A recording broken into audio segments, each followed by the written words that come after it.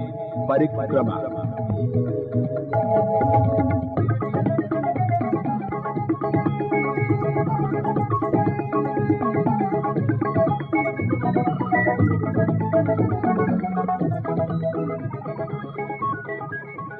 नमस्कार श्रोताओं, स्वागत है खेल जगत के कार्यक्रम खेल परिक्रमा में। मेरे साथ हैं रेडियो दोस्त संजय किशोर। संजय जी नमस्कार। नमस्कार अल्पी जी और श्रोता बंधु आपको भी नमस्कार। दोस्तों, मौसम का थोड़ा हालचाल ले लेते हैं, यानी थोड़ी सावधानी ज़रूरी है क्योंकि गर्मी के साथ साथ बारिश भी है और ठंडी हवाएं भी चल रही हैं। तो देश के कई हिस्सों में अलग अलग तरह के मौसम हैं अभी, तो इसमें बीमार होने की आशंका बढ़ जाती है। आप अपना, अपने घर के लोगों का और छोटे बच्चों का बहुत ख्याल रखिए। और मौसम के साथ साथ कोरोना से भी बचाव और सुरक्षा बेहद जरूरी है। पहले की तरह जो गाइडलाइंस थे, मुंह पे मास्क लगाना, 2 गज की दूरी का पालन करना और अपना ख्याल रखना, इसे बिल्कुल ना भूलें और सुरक्षित रहें। और इसी के साथ बढ़ते हैं आगे और सबसे पहले नजर डालते हैं सेगमेंट खेल के मैदान से। जानते हैं खेल जगत में क्या चल रहा है।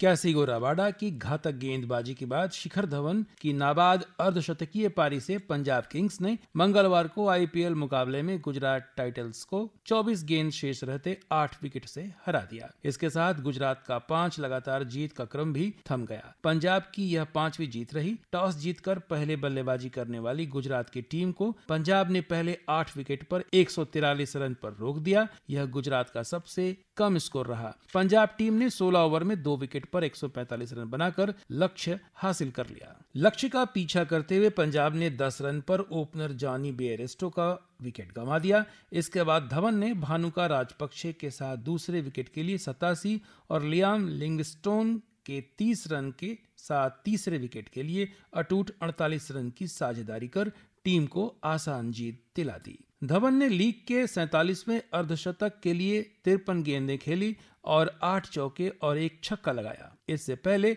साई सुदर्शन ने 64 नाबाद रन बनाकर आईपीएल का अपना पहला अर्धशतकीय जड़कर गुजरात को सम्मानजनक स्कोर तक पहुंचाया। उनके अलावा रिद्धिमान साहा सिर्फ 20 रन का आंकड़ा पार कर सके। सुदर्शन एक छोर पर अकेले डटे रहे और दूसरे पर विकेट गिरते रहे। उन्होंने अपनी पारी में 50 गेंदें खेली और 5 चौके और 1 छक्का जड़ा। डेविड मिलर और राहुल तेवतिया ने 11-11 रनों का योगदान दिया। कोलकाता की जीत में अहम भूमिका निभाने वाले रिंकू सिंह ने मैच से पहले हाथ पर लिख लिया था वह 50 रन बनाएंगी। अलीगढ़ के रिंकू ने 23 गेंद में नाबाद 42 रन ठोके, 2 कैच भी लपके। उन्हें प्लेयर ऑफ द मैच चुना गया। सोशल मीडिया पर एक वीडियो वायरल हो रहा है जो उनकी टीम ने शेयर किया। इसमें रिंकू कहते दिख रहे हैं कि उन्हें सुबह से ही लग रहा था कि वह 50 रन बनाएंगे और मैन ऑफ द मैच भी बनेंगे, तभी उन्होंने हाथ पर लिखवा लिया, आज 50 रन बनाऊंगा। अलीगढ़ के कई खिलाड़ी रणजी खेल चुके हैं, पर आईपीएल में रिंकू पहले हैं।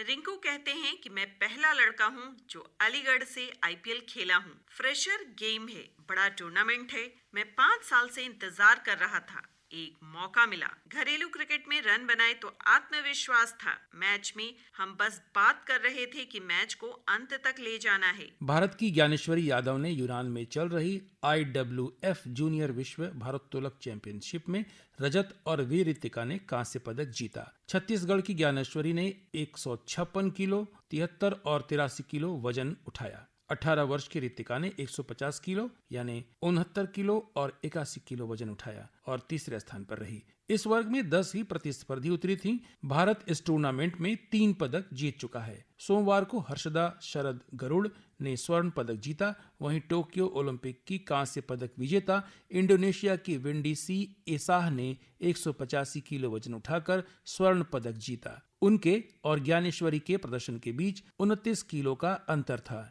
इस टूर्नामेंट में चीन, उत्तर कोरिया और थाईलैंड जैसे दिग्गज देशों ने भाग नहीं लिया है। ज्ञानेश्वरी लखनऊ में ट्रेनिंग करती हैं। उनके अलावा इसी सेंटर में ट्रेनिंग करने वाली मिर्जापुर की अंजलि पटेल और मणिपुर की मॉन्टीना देवी भी चैंपियनशिप में खेल रही हैं। अंजलि कांस्य पदक से चूक गईं।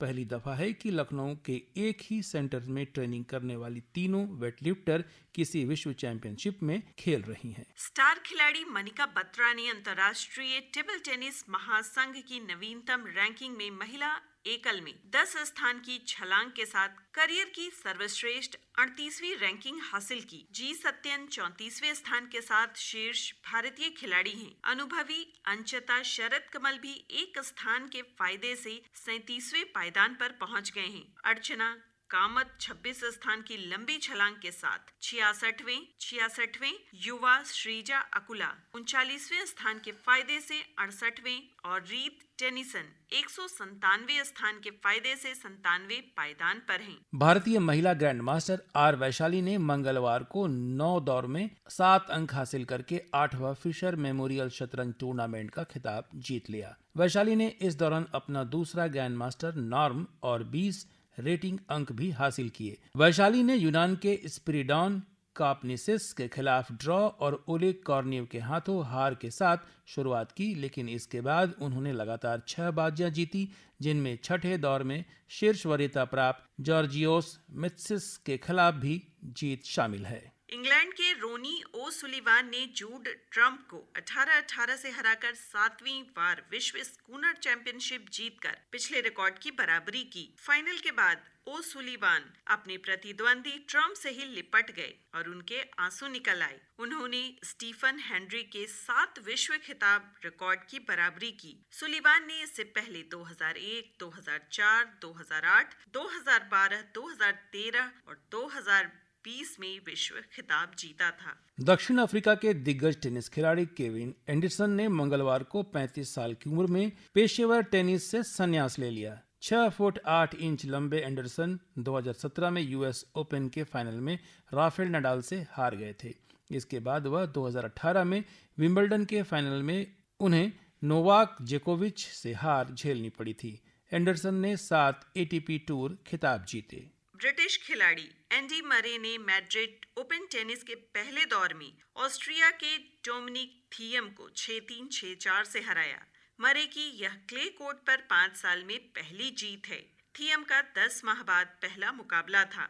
महिला वर्ग में सिमोना हालेप ने कोको गफ को 6-4, 6-4 से, ओनर जबूर ने वेलिंडा बेंसिस को 6-2, 3-6, 6-2 से, अमांडा अनीसिमोवा ने विक्टोरिया अजारेंका को 6-1, 6-4 और सारा सोरेब्स टोमरो ने दरिया कास्तकीना को 6-4, 1-6, 6-3 से मात देकर क्वार्टर फाइनल में जगह बनाई। इंग्लैंड की टेस्ट क्रिकेट टीम के लिए हरफनमौलाओं को कप्तान बनाना अतीत में सफल नहीं रहा है, लेकिन बेन स्टोक्स को उम्मीद है कि वह चीजों को बदलने में सफल रहेंगे। मंगलवार को इंग्लैंड के नए टेस्ट कप्तान के रूप में मीडिया के सामने आए स्टोक्स ने कहा, जब मैं 18 बरस का था तब से मुझे एंड्रयू फिलिटॉक और सर इयान बॉथम के टप्पे के साथ जीना पड़ रहा है, लेकिन मैंने हमेशा कहा है कि मैंने कभी फिलिंटॉप या सर बॉथम बनने की कोशिश नहीं की है। क्रिस्टियानो रोनाल्डो और ब्रूनो फर्नांडिस के दम पर मैनचेस्टर यूनाइटेड ने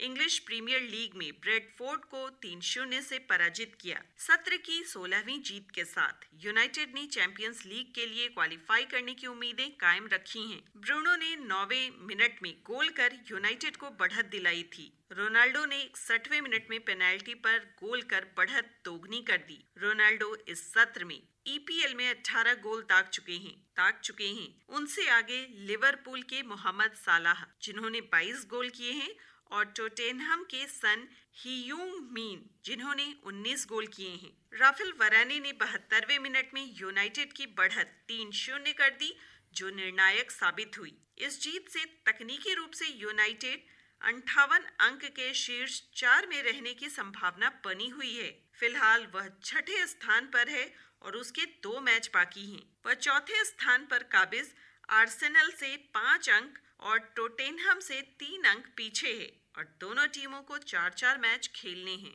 रूस की फुटबॉल टीमों को महिला यूरोपीय चैंपियनशिप, पुरुषों की चैंपियंस लीग और 2023 महिला विश्व कप क्वालिफाइंग से बाहर कर दिया गया है। यूएफा ने यूक्रेन पर रूस के हमले के चलते ये प्रतिबंध लगाए हैं। फरवरी में फीफा और यूएफा ने रूस की राष्ट्रीय और क्लब टीमों के अंतर्राष्ट्रीय फुटबॉल खेलने पर प्रतिबंध लगा दिया था, जिसमें पुरुषों का विश्व कप प्ले ऑफ शामिल है। फैसलों के खिलाफ रूसी फुटबॉल संघ ने खेल पंचायत में अपील की थी। राफेल नडाल और नोवाक जोकोविच ने यूक्रेन पर रूस के आक्रमण के कारण इस साल के विंबलडन टेनिस टूर्नामेंट में रूस और बेलारूस के खिलाड़ियों को खेलने से रोकने के फैसले की आलोचना की। दोनों दिग्गज खिलाड़ियों ने रविवार को कहा कि विंबलडन ने गलत फैसला किया है। नडाल और जोकोविच दोनों मैड्रिड ओपन में खेलने की तैयारियां कर रहे हैं। जोकोविच ने इसकी तुलना जनवरी में उस स्थिति से की जब वो ऑस्ट्रेलियन ओपन में भाग नहीं ले पाए थे। कोविड-19 का टीका नहीं लगवाने पर उन्हें ऑस्ट्रेलिया से निर्वासित कर दिया गया था। जोकोविच ने कहा, इस साल के शुरू में मैं भी ऐसी स्थिति से गुजरा था। यह जानकर निराशा होती है कि आप किसी टूर्नामेंट में नहीं खेल पाएंगे। मेरी राय स्पष्ट है और मैं उस पर कायम हूँ कि मैं विंबलडन फैसले का समर्थन नहीं करता। मुझे लगता है कि यह उचित नहीं है, यह सही नहीं है। रिकॉर्ड 21 बार ग्रैंड स्लैम खिताब विजेता नडाल ने कहा, मुझे लगता है कि यह रूस के मेरे टेनिस साथियों के साथ बहुत अनुचित हो रहा है। युद्ध में अभी जो कुछ हो रहा है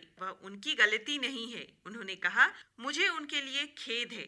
विंबलडन ने स्वयं ही अपना फैसला लिया। सरकार ने उन्हें ऐसा करने के लिए मजबूर नहीं किया। देखते हैं कि अगले कुछ सप्ताह में क्या होता है। क्या खिलाड़ी इस संबंध में किसी तरह का फैसला करते हैं? नाओमी ओसाका और गरबाइन मुगुरुजा उन प्रमुख खिलाड़ियों में शामिल हैं जिन्हें मैड्रिड ओपन टूर्नामेंट में बाहर का रास्ता देखना पड़ा।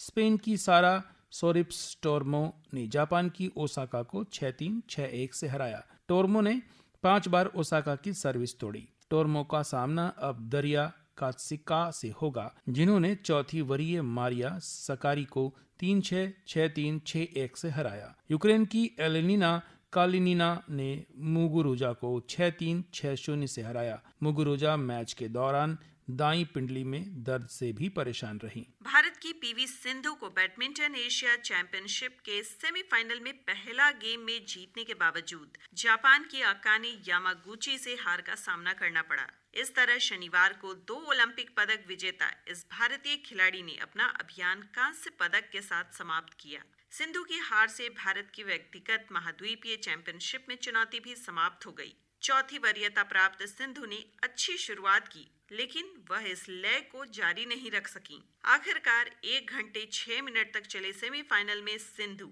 शीर्ष वरीय और दुनिया की दूसरे नंबर की खिलाड़ी यामागुची से 21-13, 19-21, 16-21 से हार गईं। हैदराबाद की खिलाड़ी ने पहला गेम 16 मिनट में आसानी से जीत लिया, लेकिन दूसरे गेम में सिंधु पर अंक के बीच में ज्यादा समय लेने के कारण 1 अंक की पेनल्टी लगाई गई, जिससे रेफरी से उनकी बहस हो गई। इस बहस में सिंधु की लय टूट गई और यामागुची ने मुकाबला बराबरी पर ला दिया। जापान की खिलाड़ी ने लय हासिल कर ली और सिंधु को वापसी का मौका नहीं दिया। निर्णायक गेम में सिंधु शुरू से ही पिछड़ रही थी। अंत में यामागुची ने 5 मैच पॉइंट हासिल कर अंक जुटा लिए। सिंधु और यामागुची के बीच जीत का रिकॉर्ड 13-9 हो गया है। यह इस टूर्नामेंट में सिंधु का दूसरा पदक है। इससे पहले उन्होंने 2014 में गिमचियोन में भी कांस्य पदक जीता था। और अब कुछ स्थानीय खेल खबरें। बिहार हैंडबॉल संघ एवं जिला हैंडबॉल संघ शेखपुरा की ओर से शेखपुरा जिले के बरबीघा में हुए बिहार हैंडबॉल प्रीमियर लीग का फाइनल मुकाबला बिहार टाइगर ने जीता। बिहार टाइगर ने बिहार केसरी को 20-17 से पराजित किया। हैंडबॉल संघ के चेयरमैन सह MLC सच्चिदानंद राय की तरफ से विजेता टीम को 11,000 और उप विजेता टीम को 5,000 नगद राशि दी गई। बेहतरीन प्रदर्शन के लिए बेस्ट प्लेयर का पुरस्कार केसरी टीम के इंद्रजीत कुमार को मिला। बेस्ट गोलकीपर का पुरस्कार बिहार टाइगर टीम के प्रदीप कुमार ने जीता। अशोक सिंह फाउंडेशन के तत्वावधान में आयोजित अशोक सिंह मेमोरियल अंतर स्कूल कराटे प्रतियोगिता का खिताब जीनियस फ्यूचर पब्लिक स्कूल ने जीत लिया। कंकड़बाग के Lohia Nagar mount Carmel high school में आयोजित प्रतियोगिता में उप विजेता का खिताब मेजबान Lohia Nagar mount Carmel high school ने जीता। सर्वश्रेष्ठ खिलाड़ी का खिताब बालक वर्ग में ज्ञान निकेतन के अनिकेत राज, जबकि बालिका वर्ग में करीना कुमारी दयानंद हाई स्कूल ने जीता। BCCI ने रणजी ट्रॉफी के सभी नॉकआउट मुकाबले 2 दिन की देरी से शुरू कराने का फैसला किया है। अब क्वार्टर फाइनल के मुकाबले 6 जून से और खिताबी मुकाबला 22 जून से शुरू होगा। पहले नॉकआउट मुकाबले 4 जून से शुरू होने वाले थे। BCCI के अपने राज्य इकाइयों को भेजी सूचना के अनुसार दोनों सेमीफाइनल अब 12 जून के बजाय 14 जून से शुरू होंगे। फाइनल बेंगलुरु के चिन्नास्वामी स्टेडियम में होगा। श्रोताओं, अभी हम ले रहे थे खेल जगत की जानकारियां सेगमेंट खेल के मैदान से, और आइए अब स्क्वैश खेल के बारे में जानते हैं। स्क्वैश एक रैकेट खेल है जिसे दो खिलाड़ी एक छोटी खोखली रबर गेंद से 4 दीवारों वाले कोर्ट में खेलते हैं। स्क्वैश आईओसी द्वारा मान्यता प्राप्त है। स्क्वैश को दुनिया के सर्वाधिक स्वास्थ्यप्रद खेलों के रूप में मान्यता मिली है। स्क्वैश कम से कम 5 अन्य खेलों से विकसित हुआ, जिसमें शामिल थे रैकेट्स, ग्लव्स और गेंदें, और इसकी उत्पत्ति फ्रांस में 1500 दशक के प्रारंभ में हुई थी। यह कहा गया है कि स्क्वैश गेंदों को दीवारों पर मारने के अपने तत्व के साथ मनोरंजन के लिए था। एग्जाम्पल के लिए लड़के और लड़कियां संकरी गलियों और सड़कों में गेंदों को मारा करती थी। फ्रांस में मठों जैसे धार्मिक संस्थानों ने एक समान खेल को विकसित किया। भिक्षु एक मछली पकड़ने के जाल पर गेंद को मारने के लिए दास्ताने का इस्तेमाल करते थे। यह जाल मठ के प्रांगण में आर पार बंधा होता था। इससे टेनिस और स्क्वैश में इस्तेमाल होने वाले आरंभिक रैकेट का विकास हुआ, और उसके बाद 15वीं सदी के उत्तरार्ध में टेनिस को विकसित किया गया और अन्य यूरोपीय देशों में फैलाया गया। स्क्वैश का अगला प्रमुख विकास इंग्लैंड में हुआ, जहां रैकेट्स के खेल को देनदारों की जेल, फ्लीट प्रिजन में विकसित किया गया। टेनिस की ही तरह इसमें रैकेट और गेंद शामिल हैं, लेकिन इसमें एक नेट के ऊपर से मारने के बजाय, जैसा कि टेनिस में होता है, खिलाड़ी दीवारों पर एक गैर पिचकाऊ गेंद को मारते हैं। रैकेट का ही एक और स्वरूप जिसने स्क्वैश के गठन में योगदान दिया, फाइव्स कहलाता था, जो हैंडबॉल के समान था। फाइव्स बिना रैकेट्स के अनिवार्य रूप से रैकेट्स का खेल था। इसे एक दीवार या दीवारों के साथ खेला जाता है। स्क्वैश को सबसे पहले एक अंग्रेज अध्यापक द्वारा 1581 में शुरू किया गया। 1856 में गेंद के इस पलटाव वाले खेल को एक बंद कोर्ट में खेला जाता था। यह कोर्ट रग्बी के कोर्ट के लगभग समान था और लगभग कुछ निजी घरों के समान था। स्क्वैश रैकेट शुरू में परतदार इमारती लकड़ी से बनाया जाता था। बाद में 1980 के दशक में इसे केवलर, बोरान, टाइटोनियम और ग्रेफाइट जैसे धातुओं से बनाया गया। प्राकृतिक तार से सिंथेटिक तार में परिवर्तन किया गया। इन खेलों को लोकप्रियता हासिल हुई और इन्हें आगे चलकर स्कूलों में विकसित किया गया। विशेष रूप से इंग्लैंड के हैरो स्कूल में बनाए गए आरंभिक कोर्ट बल्कि खतरनाक थे, क्योंकि वे पानी के पाइप, पिछौटा, चिमनी और कगार के पास थे। स्कूल ने जल्द ही 4 बाहरी कोर्ट का निर्माण किया।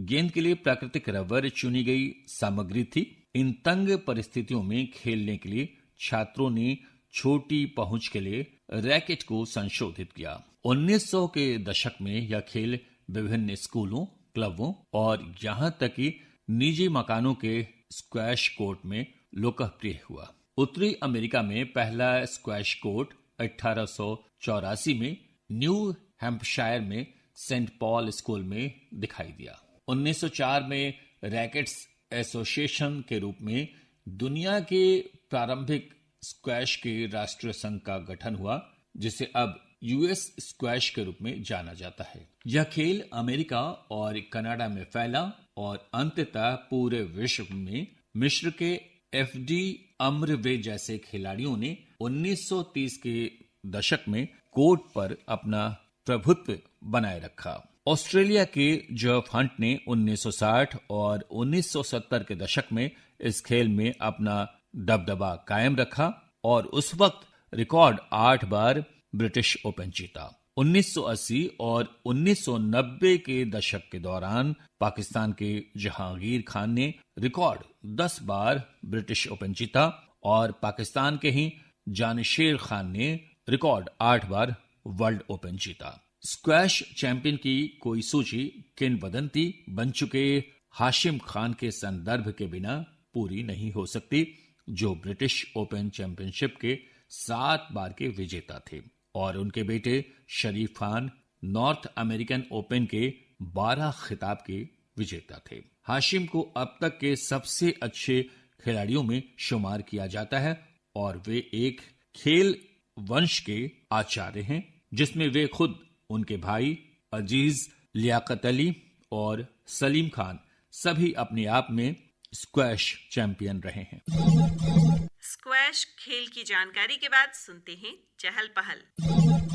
ज्योति रंधावा बेहतरीन गोल्फर होने के साथ साथ शूटर और डॉग ट्रेनर भी हैं। रंधावा निजी जिंदगी को लेकर भी सुर्खियों में रहते हैं। 8 बार एशियन टूर पर जीत दर्ज करने वाले रंधावा बुधवार को अपना 50वां जन्मदिन मनाएंगे। दिल्ली में पैदा हुए रंधावा ने छोटी उम्र से गोल्फ खेलना शुरू कर दिया था। मात्र 14 साल की उम्र में जूनियर स्तर पर गोल्फ में पहचान बनाई। उन्होंने 8 एशियन टूर सहित कुल 23 खिताब जीते हैं। 2004 से 2009 के बीच रंधावा कई बार दुनिया के शीर्ष 100 गोल्फरों में शुमार रहे। रंधावा ने अपने बचपन की दोस्त और अभिनेत्री चित्रांगदा सिंह से शादी की, पर 3 साल के बाद ही दोनों ने तलाक ले लिया। दोनों का एक बेटा है जो मां के पास रहता है। रंधावा ने 2018 में महाराष्ट्र में यावतमल जिले में स्थित पांढरकाड़ावा जंगल में आदमखोर बाघिन की खोज करने वाली टीम का नेतृत्व किया था। वन विभाग ने बाघिन की खोज के लिए इटली के केन कार्सी ब्रीड के शिकारी कुत्तों को जंगलों में तैनात किया था। ऑपरेशन का नेतृत्व डॉग ट्रेनर रंधावा ने किया। इंग्लैंड के लिए एकमात्र टेस्ट खेलने वाले डेरेन पैटेसन के छोटे भाई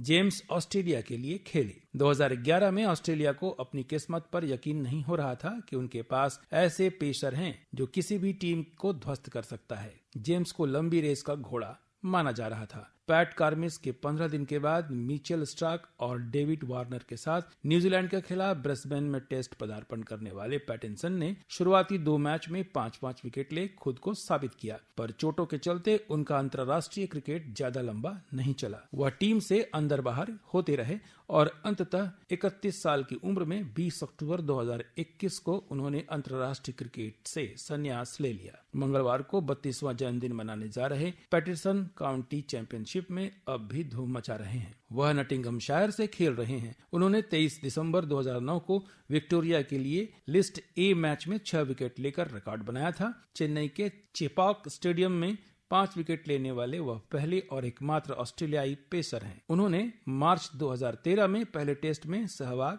मुरली विजय, पुजारा, धोनी और जडेजा को आउट कर यह मुकाम हासिल किया था। क्रिकेट में जो सम्मान मास्टर ब्लास्टर सचिन तेंदुलकर का है, टेनिस में वही अमेरिका के स्टार खिलाड़ी आंद्रे अगासी का है। शुक्रवार को अपना 52वां जन्मदिन मनाने जा रहे अगासी करियर सुपर स्लैम जीतने वाले इतिहास के एकमात्र खिलाड़ी हैं। अगासी ने 2003 में अपने जन्मदिन से महज एक दिन पहले टेनिस इतिहास में दुनिया के सबसे उम्रदराज नंबर 1 पुरुष खिलाड़ी बनने का गौरव हासिल किया था। 8 ग्रैंड स्लैम और ओलंपिक में स्वर्ण पदक अपने नाम कर चुके अगासी उस समय 33 साल 131 दिन के थे, पर 2018 में स्विट्जरलैंड के रोजर फेडरर 36 साल 195 दिन ने अगासी का यह रिकॉर्ड तोड़ दिया। यही नहीं, अगासी 4 ऑस्ट्रेलियन ओपन खिताब जीतने वाले पहले पुरुष खिलाड़ी भी थे। वह उन 5 खिलाड़ियों में से एक हैं जिन्होंने एक वर्ष में 4 ग्रैंड स्लैम जीते हैं। अगासी ने 2001 में उस समय की विश्व की नंबर 1 महिला टेनिस खिलाड़ी स्टेफी ग्राफ से दूसरी शादी की। रोचक बात यह है कि शादी के 4 दिन बाद ही स्टेफी ने बेटे जॉर्डन गिल को जन्म दिया। उनकी बेटी जज ईली 2003 में पैदा हुई। स्टेफी से पहले 1997 में अगासी की शादी हॉलीवुड अभिनेत्री ब्रुक शील्ड से हुई थी, पर 1999 में वे अलग हो गए। चहल पहल के बाद वक्त हो चला है आपके अपने चहेते सेगमेंट यानी कि खेल पहेली का। पूछेंगे आज के 2 सवाल, लेकिन उससे पहले पिछले अंक में पूछे गए दोनों सवालों के सही जवाब बताने का वक्त हो गया है। हमारा पहला सवाल था, यूरो कप किस खेल से संबंधित है? यूरो कप का संबंध फुटबॉल से है। हमारा दूसरा सवाल था, किस खेल का मैदान सबसे बड़ा होता है? पोलो खेल का मैदान सबसे बड़ा होता है। और कागज और कलम लेकर बैठ जाएं। अब आज के 2 सवाल। हमारा पहला सवाल है, विंबलडन प्रतियोगिता किस खेल के लिए आयोजित की जाती है? सवाल एक बार फिर से सुन लें। विंबलडन प्रतियोगिता किस खेल के लिए आयोजित की जाती है? और आज का दूसरा सवाल है, दूती चंद किस खेल की खिलाड़ी हैं? सवाल एक बार पुनः सुन लें। दूती चंद किस खेल की खिलाड़ी हैं? तो श्रोताओं, इन दोनों सवालों के सही जवाब भेजने के लिए आपके पास है पूरे एक सप्ताह का समय, यानी अगले मंगलवार की शाम तक। बिना देर किए आप चाहे तो पत्राचार के माध्यम से या फिर ईमेल के माध्यम से हम तक अपनी जवाब भेजें। नोट करें हमारा पत्राचार का पता। कार्यक्रम खेल परिक्रमा द्वारा केंद्र निदेशक आकाशवाणी पटना 800001 और हमारा ईमेल पता है kp.airpatna@gmail.com। और इसी के साथ हम आपसे विदा लेना चाहेंगे, लेकिन एक बार फिर से आपको याद दिला दें कि मौसम बदल रहा है। कहीं गर्मी, कहीं बारिश और कहीं ठंडी हवाएं भी हैं। तो अपना, अपने परिवारों का और छोटे बच्चों का विशेष ख्याल रखिए और आप सुरक्षित रहें। इसी तरह हमारे कार्यक्रम से जुड़ते रहें और अपने सुझाव, अपनी प्रतिक्रियाएं हम तक पहुंचाते रहें। तो अब कार्यक्रम के प्रस्तुतकर्ता रजित सिन्हा के साथ हमें, संजय किशोर को और अल्पी को आज्ञा दीजिए। नमस्कार।